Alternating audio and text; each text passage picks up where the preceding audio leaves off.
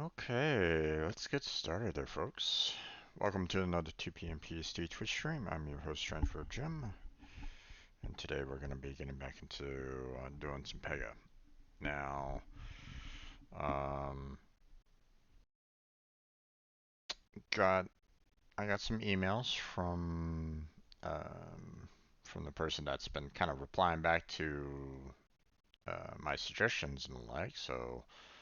Um, so that was a little interesting here. Um, According to the child case, they're, I guess, reopening the issue and trying to look into that a little bit further. So we'll see what happens with that. Um, Still kind of talking with them about the duplicate case issue. Uh, how I had the one scenario where the um, I got the error in the first instance and then it failed on the second. So we got that, and then um, they mentioned they wanted to kind of thank, and they thanked me for the other one about the um, having the challenge where we only modified the process and not actual stage. Um, Now, one of the things that I got back though was concerning the duplicate case. So, uh, oh, excuse me. So, according to them, um, the um, their efforts in the duplicate case did not meet with the same results that I was getting. Basically, they were seeing it work, correctly on their end. So, what we are going to do today then is we're going to go back to that duplicate case challenge, and we're going to see um, if we can actually get it to work for ourselves. Um, and then I'll let them know whether or not it did indeed work. I'm gonna go quickly through that case, so just to let you know what's happening. So if you're welcome to skip it if you want to. Move ahead towards the next topic. Um, Here let me get to that particular section here real quick.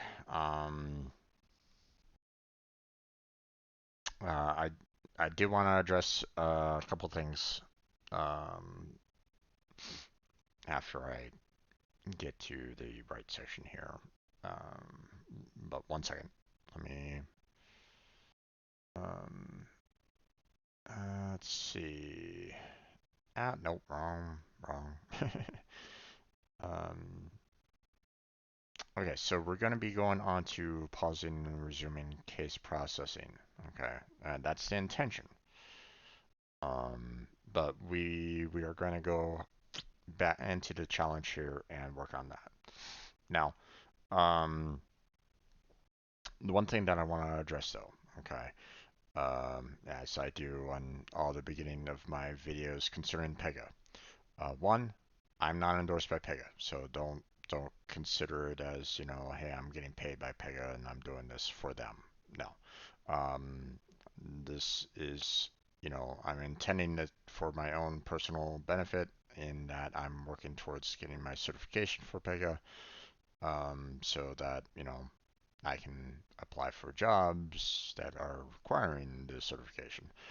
I wasn't able to get it last time, so I need to work on trying to get that. So with that in mind, um, you need to consider the fact that one, I'm not an authorized training partner. and do not consider this instructor-led training. Those don't apply to me whatsoever. Okay. I am a software dev trying to go towards his system architect certification, and maybe even pick up the business architect as well. But um, I'm not an expert in Pega, so don't feel like I'm going to be um, getting a lot of um, I'm going to be able to, answer everybody's questions because I can't. I'll have my own questions that, I would hope might get answered at some point, but um, that might not necessarily that might not necessarily happen. So, um, so well, I would hope. I put these videos up on YouTube, so if anybody that is an expert, your instructor, you work for Pega, whatever, if you're watching this, please feel free to go through my playlist of Pega and maybe try to answer my questions that I have. I would really greatly appreciate it. Um, if you're new to the topic yourself and you're trying to learn and you have your own questions, feel free to post those on the videos, and I will try my best to answer them to the best of my ability. But again, I'm not an expert. There's only so much that I can really say or do along those lines. Okay, um, so I just wanted to address that. You know, like I said, I put this at the very beginning of all my videos so that people understand. Um, you know, this is um, you know, I don't want people having the wrong idea about me. So, all right. So, first off, let's get into the duplicate case type search, and we will uh, quickly go through this. I don't know why it isn't like resetting the instance all the time. I'm wondering if Google Chrome is actually holding on to the information. Maybe it's holding on to all of the data in its own way. I'll have to look into that a little bit more. One of the things that I normally like to do there, folks, is I like to instruct my browsers to just remove all cookies and the like, so that um, I don't have to worry about um, that kind of data just staying in the background. Like this part right here should be reset each and every single time you go to a page. At least in my particular opinion. So the fact that I keep on seeing it is odd.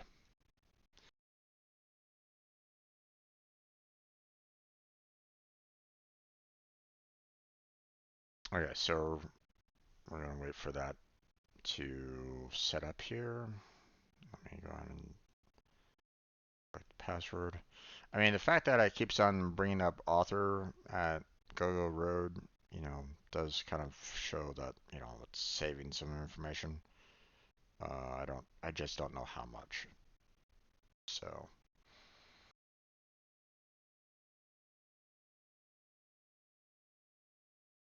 I'm not really one to really enjoy Google Chrome.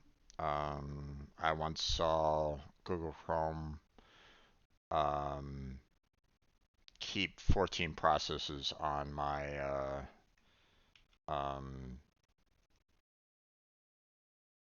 active, even though the window was closed down. Like I completely closed down the browser. I wasn't using it anymore. But when I go to when I went to the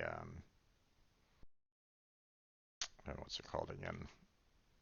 the task manager, I was seeing 14 processes still active, even though I'd closed down the window. And I'm like going, no, no, you shouldn't be doing that. So you should be closing down those processes if I close down the program. They should not remain active whatsoever. You're taking resources, that I'd prefer be used for other programs, you know, than just having the browser, you know, trying to like be ready to be activated maybe again. No, don't do that. If I close down a program, it should, the process should close as well. Don't keep it active, or at least give me the choice for it.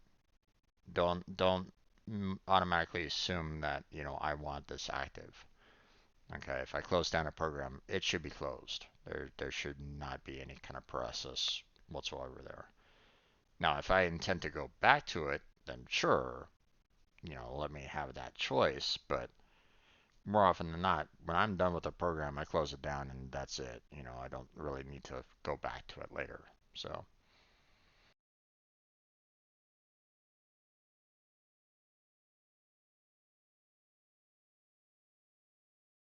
normally I go to, something, I use another program, I go to another game, something. I don't normally open up, you know, the application again. Unless, of course, I go out for like lunch or dinner or something like that and come back like an hour or two later, then maybe. But I mean, I'd rather you not like working or, having a process active for that program during that hour or two because you're just wasting, CPU cycles. It's pointless.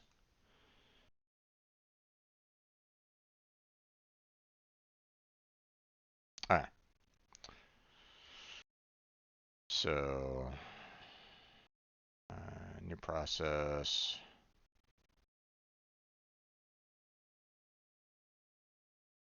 So what I'm trying to do right now is I'm trying to build this to the point of um, trying to see if I can get the duplicate process window to be displayed. Because the last time that I ran this, I went through all the steps, but it did not display the duplicate case process. So um, we're going to create.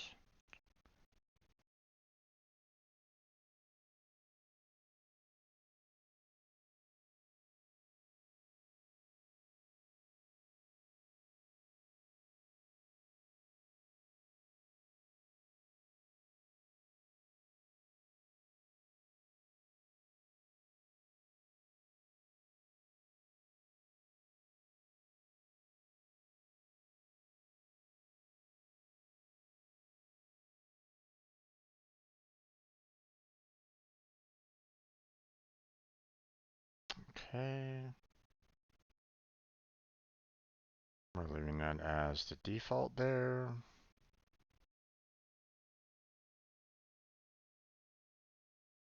Putting that. Move that up. And just to make sure that I've kind of gone through everything here. Yep, that's right. Okay, so we go through um, the conditions here.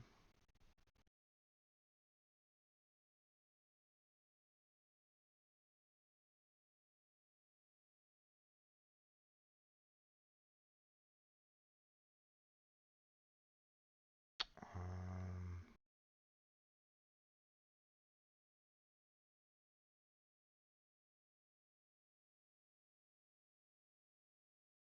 right,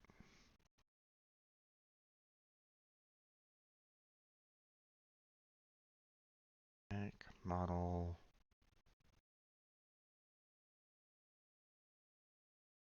year.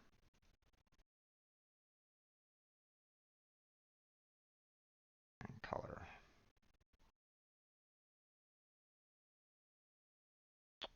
Okay.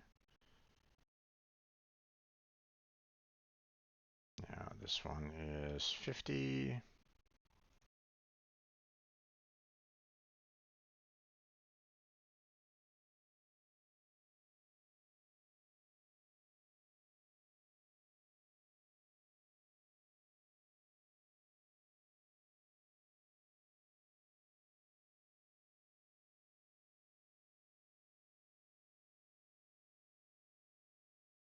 Okay.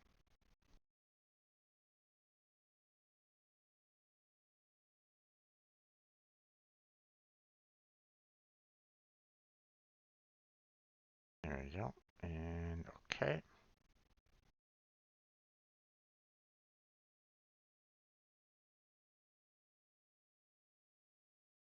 25.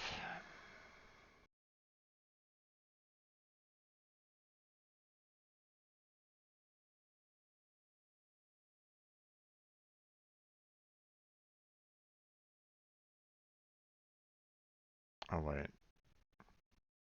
They had city first and then state and then street. But I don't think it really matters all that much.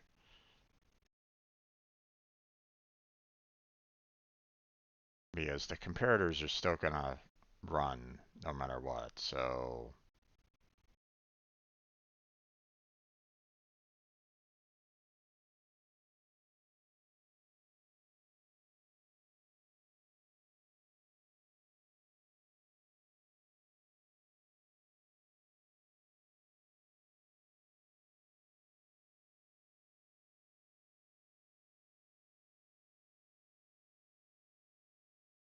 it shouldn't matter the order of the, you know,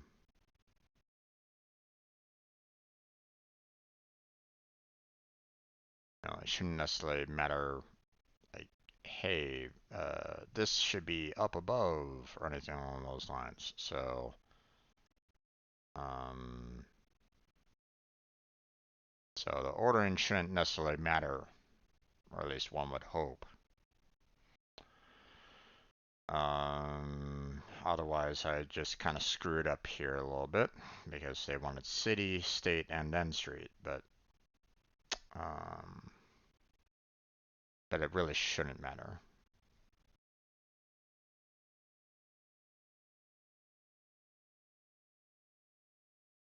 If they look at like the first object and they say, hey, this is supposed to be city, then their testing is a little too um, narrow in their testing program. All right, so we saved it. So now we're going to be doing we're going to test this out.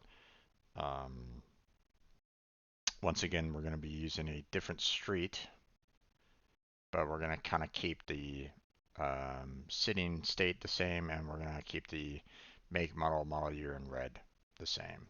So, and then we are also going to only advance the case to the enter payment information step, and that's it.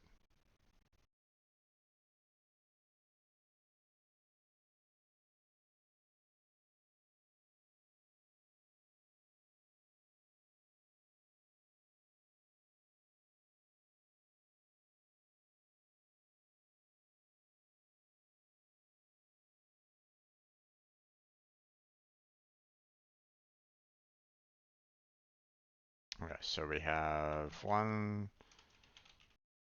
City Hall Square, Boston, Massachusetts.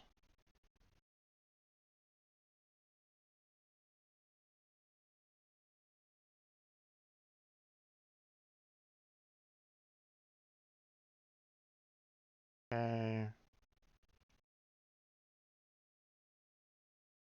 And we've got to the enter payment information.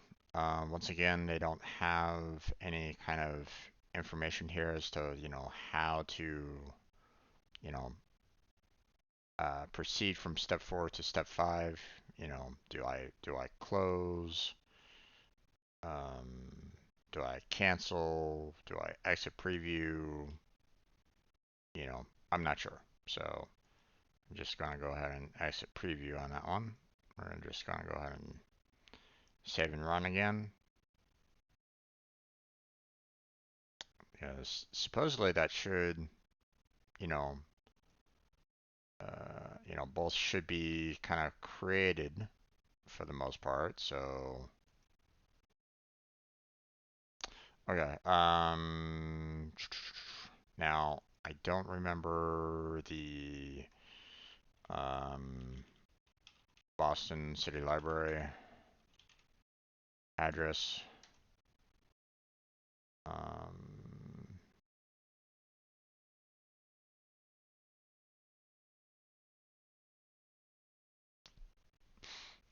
there it is.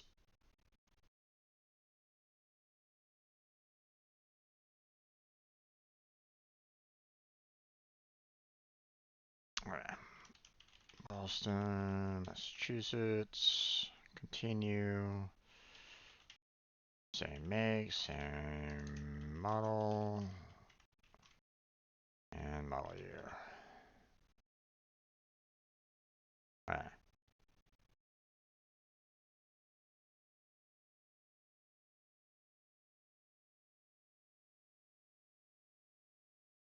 Click create to open the display duplicates case view. We're not seeing that. We're seeing the enter payment information.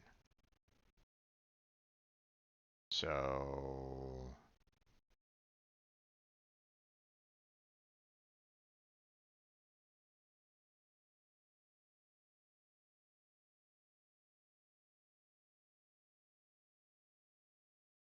all right.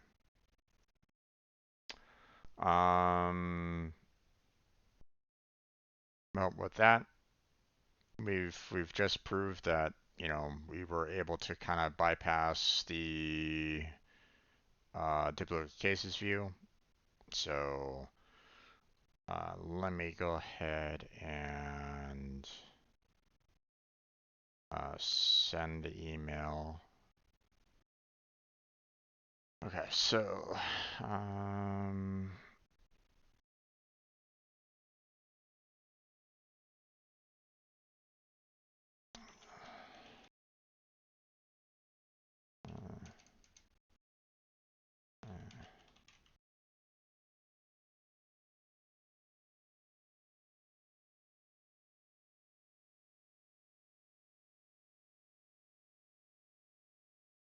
let's see. Okay, change again. Didn't see the duplicate case window. One of the matters that I'm wondering about is whether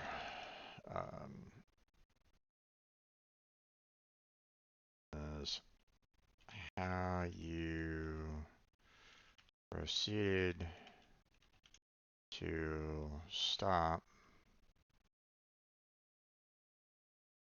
the first run through of the challenge to get to the second attempt, which would trigger the duplicate case.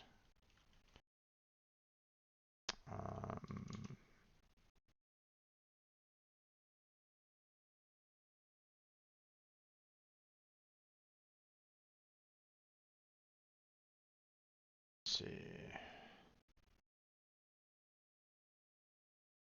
And confirm your work section. there is very little detail on how to get from step 4 to step 5.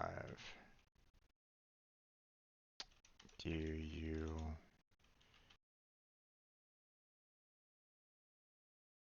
in preview?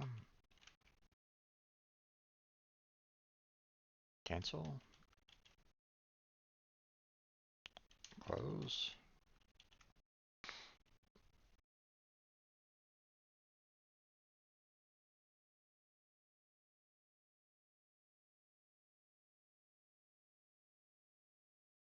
Not sure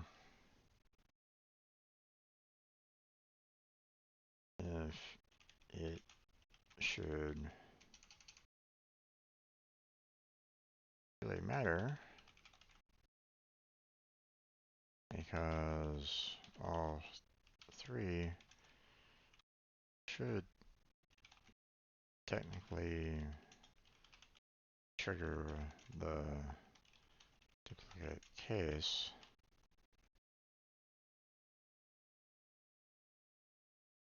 but I last attempt a few minutes ago, I used in preview.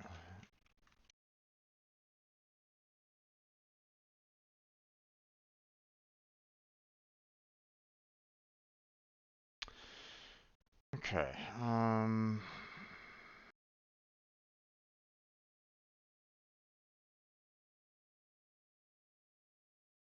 it is a new instance, so you probably won't get the reset instance issue.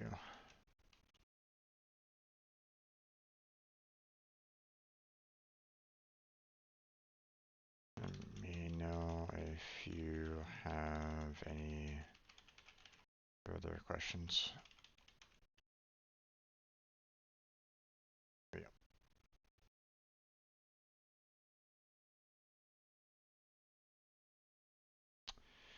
Okay, so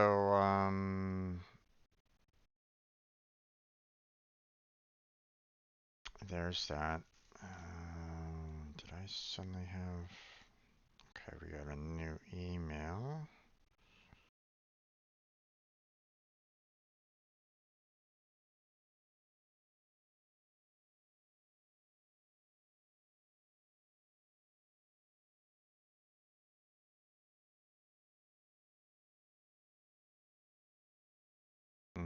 Okay.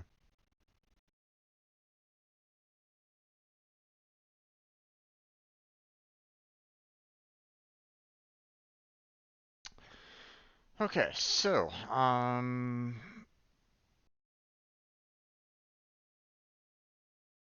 not much else we can really do about this, you know, particular section again. So, we confirmed that once again we did not see the duplicate case window. I don't know what's going on. I don't know why we're having an issue with that, but it is what it is. So we will go ahead and return to the mission at hand, and then we will proceed on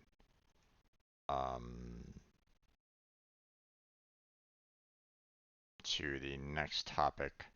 Now, because I had to deal with the add in the duplicate case type search in there,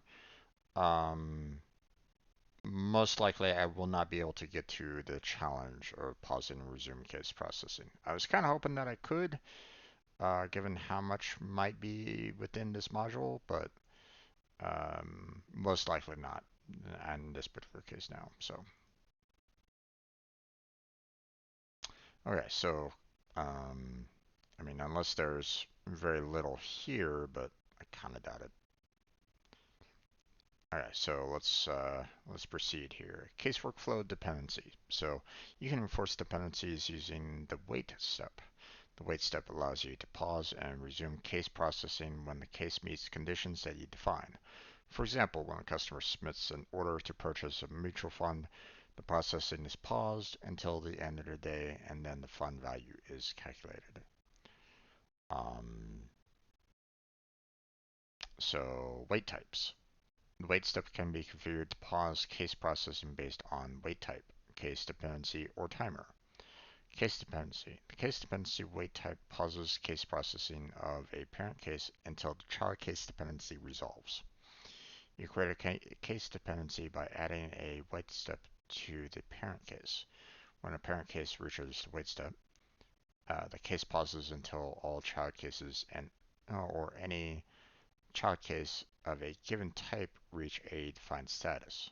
Status could be a standard status like pending approval or custom status defined in your application. You can also set the wait step to be resolved, where a case is resolved when the case status is set to a value that starts with the word resolved. For example, when a parent case reaches the wait step, the case pauses until one or all child cases are resolved.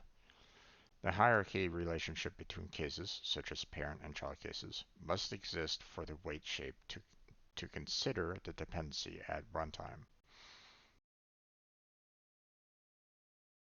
So, um, you're not going to be able to get, the wait case dependency if you just have, a single case. So, because it's going to it wants to look at the child case to see if that, you know, um, gets handled properly. So you can set the case to consider only the current status or set of changes after the case reaches the wait shape. You can also allow users to cancel the wait conditions and continue processing that case. So, case dependency, wait for all child cases to be resolved, wait for a case type any service to be resolved or to reach status pending approval. Consider status after wait begins. Users can choose to continue process, so on and so forth. The timer wait type pauses a case until a set date time interval expires or until a reference date time is reached. You can configure the wait step to pause the process for a fixed interval, hours and minutes, or based on the value of a property reference. You can either specify a specific length of time the case should pause, or use a variable that contains a date when the case should resume. For example, with an accident claim, you may give someone 24 hours to upload pictures for the accident. You want to pause the case until the wait time has elapsed. So, um, timer, set date time interval, reference, date time. You have, hours, hours, minutes, seconds, um, years, months, weeks. Um, Users can choose to continue process, so on and so forth.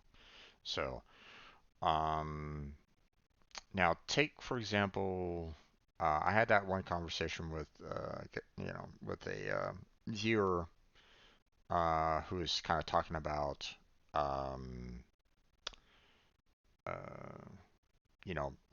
tickets for say an airplane or something like that. User A, user B, tries to purchase airline tickets. And I mentioned to him that, well, maybe user B is um, a frequent flyer that constantly uses the flights, so they may be someone that you might want to kind of let have that um, the streamlined you know um, line. Um, or think of it this way. Um,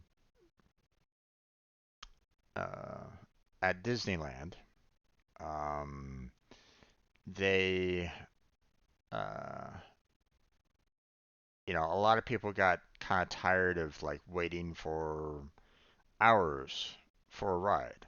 You get there and you stand in the line and you're waiting like hours for like a 5 minute ride or something like that. And a lot of people are like going, "Oh my God, this is like the worst experience ever." Why am I waiting 2 hours for this 5 minute ride? I could be using those 2 hours to ride another 5 minute ride elsewhere, right? Um, so they thought of, and they tried to help this by creating the what was it, the fast pass system at one point in time, um, so that it would basically give you a ticket and say you have to be in this line at this particular time in order to be able to quickly go to the front of the line in order to enter the ride, right? Well, here's the problem with that. There was a lot of people that tried to go for that, grab those particular tickets because everybody was like going, oh, hey, this is great. I can still, I can get ahead of the line by, coming back at, 2:10. Um, well, here's the problem with that. It's not always guaranteed that you're going to be, hey, you get into the line and you're able to go, you know, right to the front of the, um, right to the front of the ride and, ride it almost automatically. That doesn't happen. There's You get into that line and suddenly you're in a line, um, because there's a lot of people waiting as well, and um, you know you would you know the so when they do that kind of um, time gap kind of thing, you know, they need to kind of understand how long does it take for the ride to go through. Like maybe it's a 5 minute ride, right? Well, you still have, you know, loading the guests into the ride and having the guests exit the ride. Okay, both both could take, you know, 1 minute per, if not a little bit longer, depending on your guest, right? Maybe you have an older guest that might be, kind of struggling to get into and out of the ride. So you need to kind of allow for that window of time, you know. If you do it like every 5 minutes and the ride is 5 minutes, that's not taking into account the people coming in and out of the ride itself, right? So, um, so the idea of like, hey, you want to pause this, so that you can finish off everything else, um, you know, uh, becomes, um, can be helpful if done right. Um, Now, you might be able to try to use the weight in terms of like, um, uh, like maybe checking like another case that kind of checks like a user queue, right? And that user queue kind of goes through everybody that kind of logs in. And maybe that user queue has people that kind of go to the front of the line, you know? So, you might want to, you know, get to the ride immediately, but, you might have people that are like, have priority and they start kind of cutting in the line. Uh, Unfortunately, that's kind of how the world works nowadays.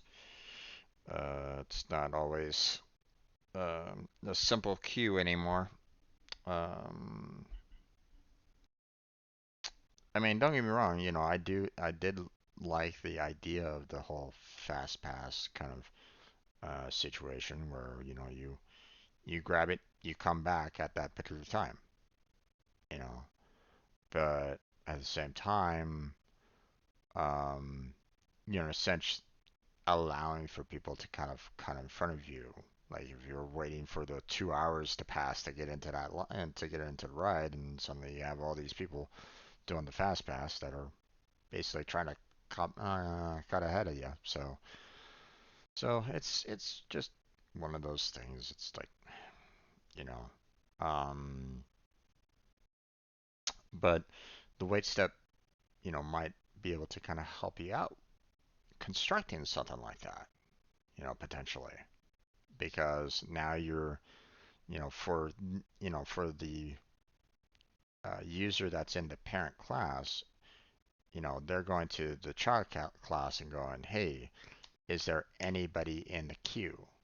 Is there anybody trying to check out or trying to um, look at this particular flight for you know um, these particular seats? If there's no one on the queue, then they might be able to get processed like immediately, right? But if there's like 10 or so people in there, then you might want to, you know, have them wait for their name to kind of get, you know, to the top of the queue, So obviously, you want to kind of work that out, try to figure out, how to go about that process, but, you know, that's one way of trying to do it, right? So, is the user in question a frequent flyer, meaning that they might have um, airline uh, special treatment, or are they just a regular first-time user of the flight, and therefore the airline's obviously going to appreciate their business. I mean, because they're a business. Um, but you might not have there might not be like on, here's a, heated towel for you, customer, that kind of thing. you know, they'll be like, here's your soda and here's your, bag of peanuts, go back with the rest of the coach.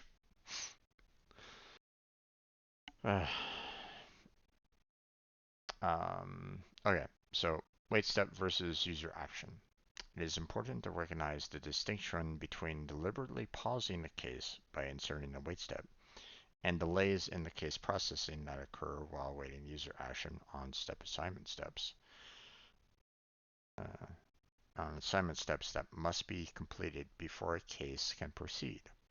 Explaining the examples of delays in case processing are while waiting user action include an expense report case that is delayed while waiting a decision on the approve reject step from the manager of the finance team, or the start of an automobile claims case being delayed because the user has yet to submit the accident photos required to complete a collect information step in the create stage. So hopefully um, that explains enough there. So like if you're waiting for some additional report to come in, like an appraisal or something like that, concerning your like insurance claim or something along those lines, then the insurance claim has to wait until that appraisal comes in order to finish that appraisal, right? Or to finish that claim off. So um, that's not necessarily the same as a wait. Okay, a wait is just hey, here, we're waiting a certain amount of time to get this job done, or we're waiting for this other child action to finish before we can move on, that kind of thing. So In both examples, case processing is delayed until user actions are completed on the assignment step, rather than being deliberately paused by using a wait step. So, um, right. Okay, so check your knowledge with the following interactions. So we got case dependency, timer, and wait step. Drag the words to the correct boxes. You can enforce all case workflow dependencies by using a blank to pause and resume case processing. Um, I mean, you can just wait step there. You can create a wait step configured as a something wait type that waits until all child cases are resolved before resuming the current parent case. So you want case dependency. You can create a wait step configured as a timer wait step that waits until the end of the business day before resuming the current case. So there you go. Okay, and that is it um, for our particular topic here. Let's go ahead and move on to the module. Most likely 3 questions, maybe 4. Nope, 3. Okay. So choose the 2 correct types of wait steps. So you have timer and case dependency. So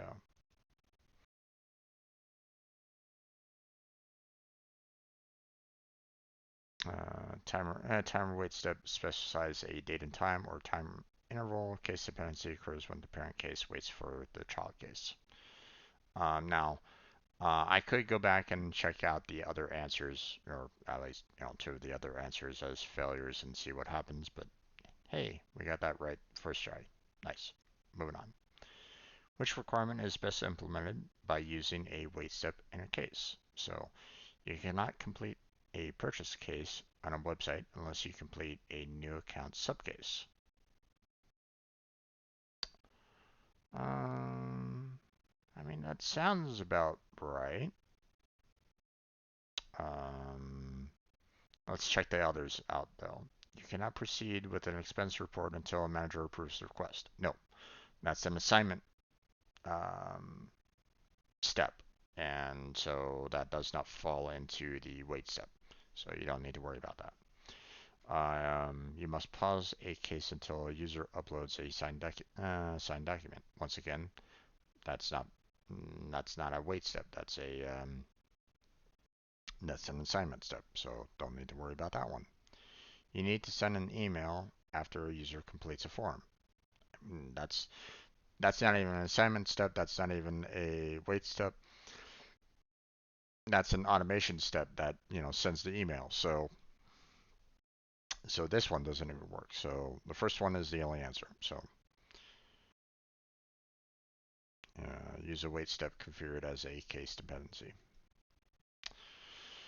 Okay, so drag each 4 case workflow dependency scenarios from the bottom to the matching configurations. So we have 3. Oh wait, hold on.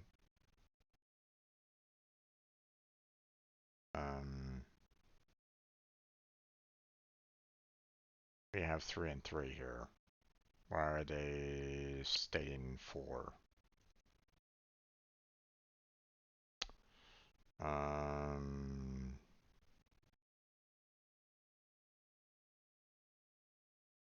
Okay, hold on. Let me send a suggestion because this is a bit odd. Um,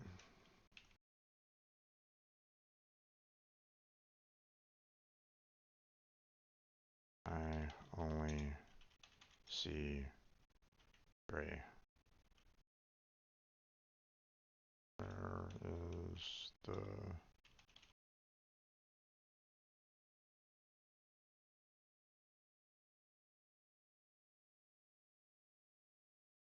Oh yeah. So um pause the home loan case until the interest interest lock date. Okay, um, so we want that one at the very top there. Oh, jeez. Come on now. Right.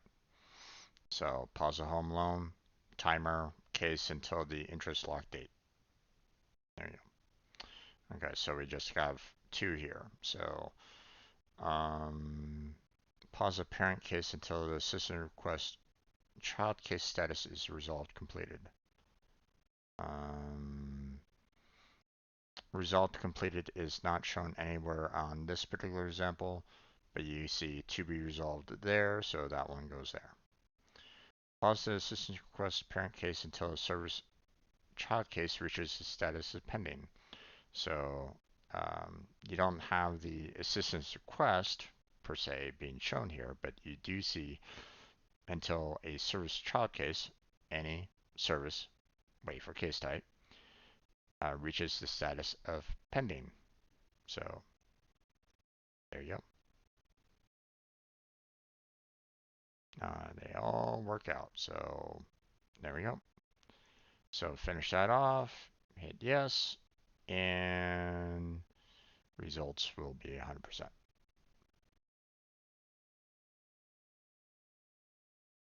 Okay. We got 5 more minutes left. I'm gonna go ahead and restart the test, and I'm going to kind of have wrong answers here. So put you there, put you there. Okay, wait. There we go. And then feedback. Doesn't actually tell you any like additional details.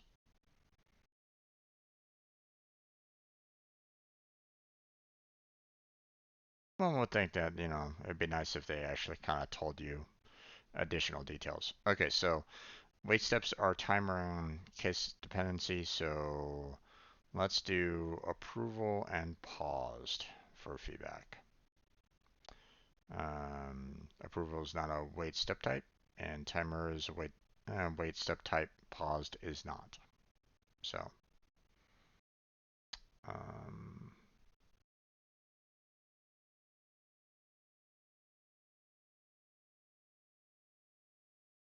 unfortunately, the feedback only allows for ones. So,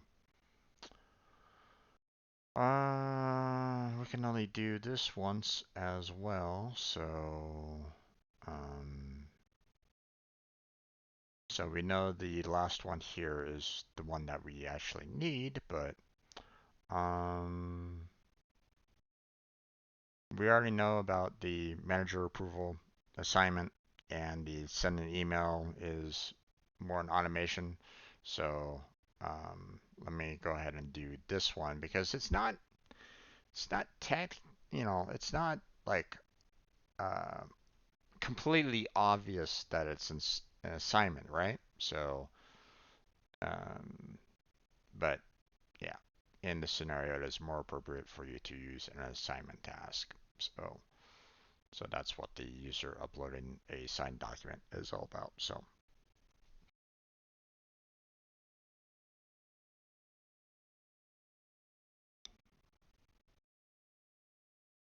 all right. So that's where we're going to go ahead and close on down for today's Pega studying session. We are going to go ahead and do um, the challenge tomorrow, the pausing and resuming case processing. It might be fairly quick, so maybe. I don't know. Our previous um, challenges haven't been perfect, so um, but we'll see how long this might take. If it does indeed take 10 minutes, which I doubt, um, then we'll be able to quickly move on to the module. So, um, I mean, if they're all super quick, then, maybe I can get all three of them done. But at at at the rate that I go at, with these, and looking at certain scenarios, discussions, so on and so forth. Yeah, probably not happening on three of them. Maybe two, maybe two, but we'll see. Because don't forget, not only do you have the topic, but you also have the quiz afterwards. So, but yeah, that's where we're gonna go ahead and close on down for um, our Pega journey right at this moment in time. So, um, we're going to be moving on to um, video uploads, but I'm going to go ahead and stop the recording. But before I do that, please feel free to, you know, do the typical YouTube stuff, the liking and all that jazz. That would be fantastic. That would help me out a lot. Um, feel free to comment concerning, like if you have any questions or um, maybe I gave you some food for thought, maybe. Um, whatever. Anything, and anything within reason, I should say, is welcome. you know, Obviously, the ones that are like, that give very odd comments, it's like, um, roll my eyes at them, you know. But I mean, let's face it,